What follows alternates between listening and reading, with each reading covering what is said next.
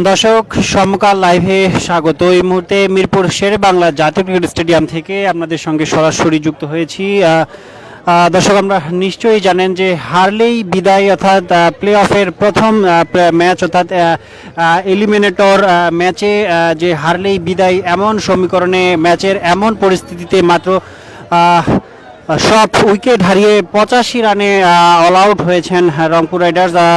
আপনারা নিশ্চয়ই জানেন যে আজকের যে দিনের দুটি ম্যাচ, রংপুর রাইডার্স যে বেলা 1:30টায় ম্যাচটি শুরু হয়েছে, দিনের প্রথম ম্যাচটি এলিমিনেটর ম্যাচ, অর্থাৎ যে ম্যাচে হারলে যে দল হারবে তাদেরই আসলে বিদায় নিশ্চিত বলা যায়। সেই ম্যাচে কিন্তু খুব একটা সুবিধা করতে পারেনি। পুরো টুর্নামেন্ট জুড়ে, পুরো বিপিএলের পুরো আসর জুড়ে দুর্দান্ত পারফর্ম করতে থাকা রংপুর রাইডার্স, তারা লিগ পর্বের যেখানে আসলে টানা 8 ম্যাচ অপরাজিত থেকে তারা যে প্লে অফ নিশ্চিত করেছিল, সে দলটাই কিনা লিগ পর্বের শেষ 4 ম্যাচ পরাজয় হয়েছে। এবং আজকে তাদের যে ব্যাটিং বিপর্যয় আমরা দেখেছি, যে খুলনা টাইগার্সের অধিনায়ক মেহেদী হাসান মিরাজের যে বোলিং তোপ, সেই বোলিং তোপেই কিন্তু ব্যাটিং বিপর্যয়ে পড়েছে উত্তরবঙ্গের এই ফ্র্যাঞ্চাইজিটি, এই দলটি।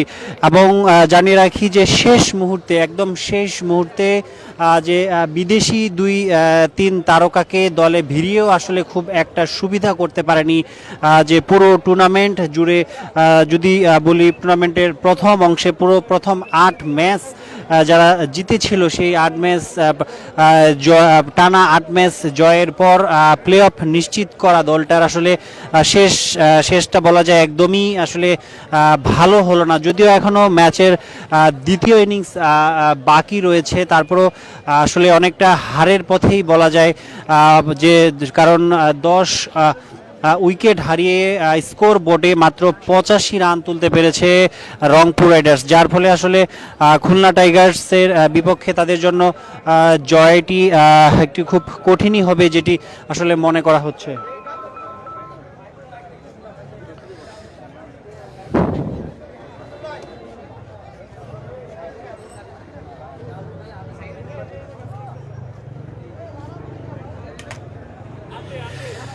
দর্শক, জানিয়ে রাখি, আমরা নিশ্চয়ই জানেন যে আসরের শুরুর দিকে টানা 8 ম্যাচ জিতে ধরাছোঁয়ার বাইরে ছিল আসলে রংপুর রাইডার্স। সর্বশেষ যে সে টানা 8 ম্যাচ জিতে কিন্তু তারা সর্বপ্রথম দল হিসেবে প্লে অফ নিশ্চিত করেছিল এবারের আসরে।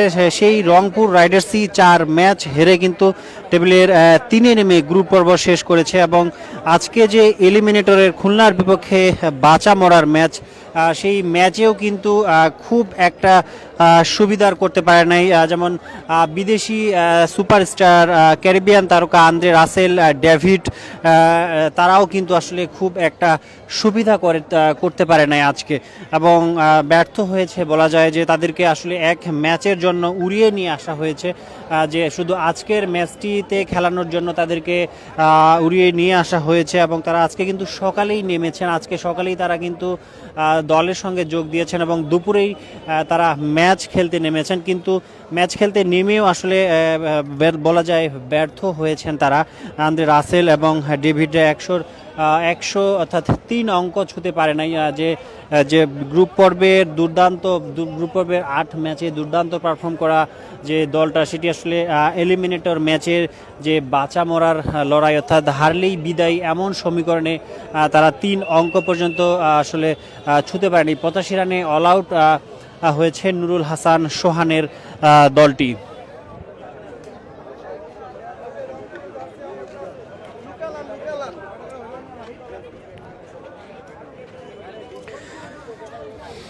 দর্শক, একটু যদি জানিয়ে রাখি, আসলে ম্যাচের পরিস্থিতি দলীয় 15 রানে টপ অর্ডারের 5 ব্যাটারকে হারিয়েছে রংপুর। এরপরে কিন্তু অনেকটা ব্যাকফুটে চলে যায় দলটা।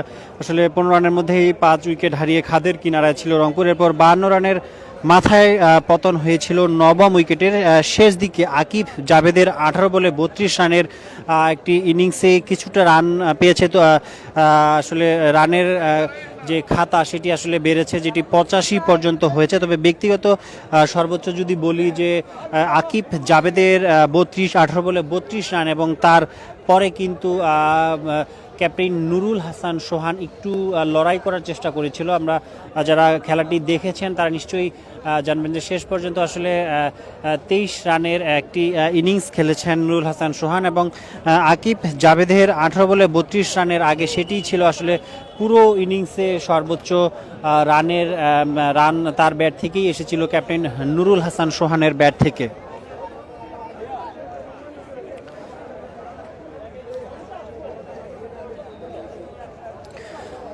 দর্শক, আজকের যে ম্যাচ প্লে অফের এলিমিনেটর ম্যাচ, সেই ম্যাচে টস জিতে শুরুতে ব্যাটিং বেছে নিয়েছিল রংপুর অধিনায়ক নুরুল হাসান। ব্যাট করতে নেমে মহা বিপদে পড়ে গিয়েছিল আসলে উত্তরবঙ্গের যে এই দলটি, ফ্র্যাঞ্চাইজিটি। আপনারা নিশ্চয়ই জানেন যে মাত্র 15 রানের মাথায় যে টপ অর্ডারের 5 ব্যাটারকে মাত্র 15 রানের ব্যবধানে টপ অর্ডারের 5 ব্যাটারকে আসলে 5 উইকেটের পতন হয়েছিল, যার ফলে অনেকটা খাদের কিনারায় কিন্তু যে ব্যাকফুটে চলে গিয়েছিল দলটি, এবং সেই জায়গা থেকে আসলে আর বলা যায় তেমন একটা ভালোভাবে ঘুরে দাঁড়াতে পারেনি দলটি। শেষ পর্যন্ত নুরুল হাসান সোহান যা একটু লড়াই করেছিল তিনি করেছেন 23 রান এসেছে তার ব্যাট থেকে, এবং শেষ মুহূর্তে আকিব জাভেদের 18 বলে 32 রানের একটি ইনিংস, যার ফলেই কিন্তু 16 ওভার 5 বল শেষে 85 রান সংগ্রহ করতে পেরেছে রংপুর রাইডার্স।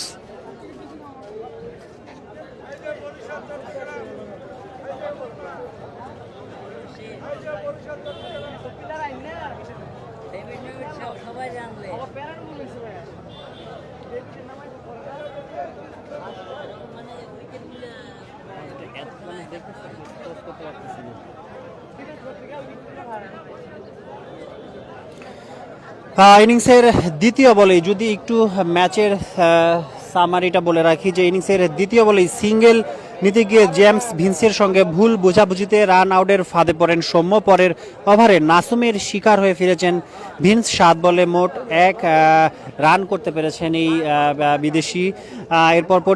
পরপর 2 ওপেনারের বিদায়ের পর হাল ধরতে পারেনি সাইব হাসান ও শেখ মেহেদিরাও। নাসুম আহমেদের দারুণ এক ডেলিভারিতে স্টাম্প উপরে গেছে মেহেদির। পরের ওভারে খুলনা কাপ্তান মেহেদি হাসান মিরাজে বলে মোহাম্মদ নেওয়াজের হাতে ক্যাচ দিয়ে ফিরেছেন সাইফও। সাজঘরে ফেরার আগে তার ব্যাট থেকে এসেছে 10 বলে 4 রান।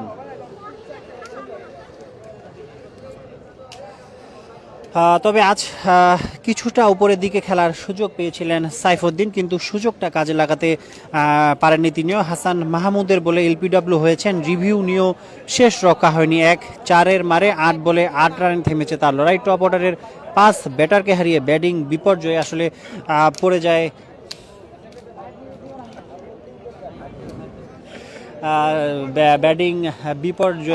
যায় রংপুর রাইডার্স।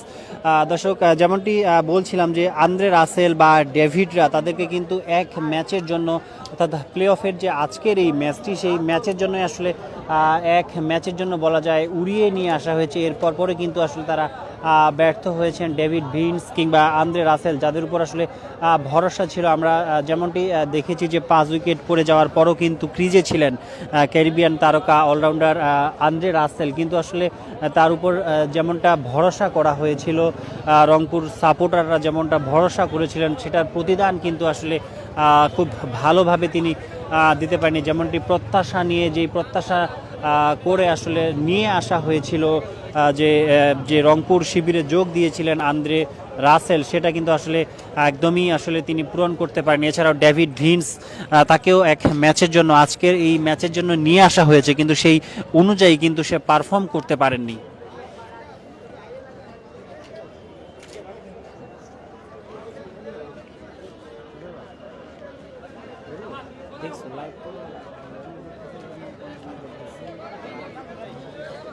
আল্লাহ হাফেজ,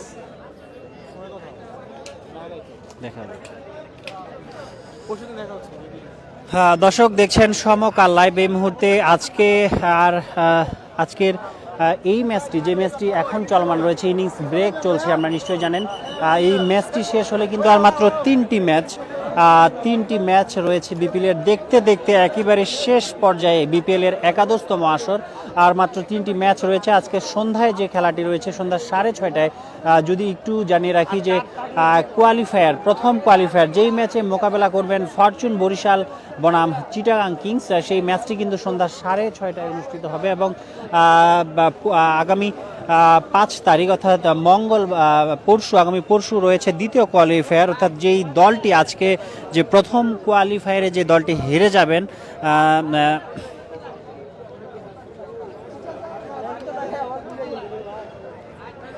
প্রথম কোয়ালিফায়ার অর্থাৎ সন্ধ্যা 6:30টার ম্যাচটিতে যে দলটি হেরে যাবেন তাদের সঙ্গে আজকে যে এই ম্যাচটি এলিমিনেটর যে ম্যাচ এক রংপুর এবং খুলনার মধ্যকার যে ম্যাচটি রয়েছে সেই ম্যাচে যারা জয়লাভ করে তাদের সঙ্গে অনুষ্ঠিত হবে দ্বিতীয় কোয়ালিফায়ার। এবং সবশেষ 7 তারিখ 7ই ফেব্রুয়ারি অনুষ্ঠিত হবে বিপিএলের শিরোপা নির্ধারণী ম্যাচ, অর্থাৎ ফাইনাল, গ্র্যান্ড ফাইনাল যেটাকে বলা হয়।